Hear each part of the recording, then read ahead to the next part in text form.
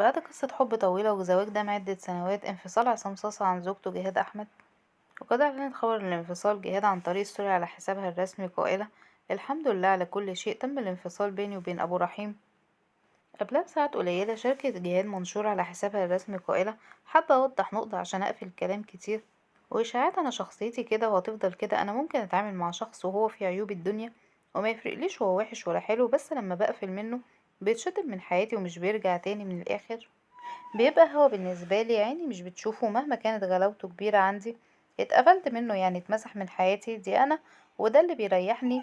فمحدش يضايقه حاجة أنا مختارها في حياتي أنا، وبلاش تخلوني أتكلم في حاجات أنا مش حابة أتكلم فيها وأخليكم تكرهوا ناس ممكن تكونوا بتحبوها. أنا مرضاش حد يحس الوجع اللي أنا حسيته ويتخذل في أي شخص بيحبه، سواء كان صاحب أو حبيب أو من دمك.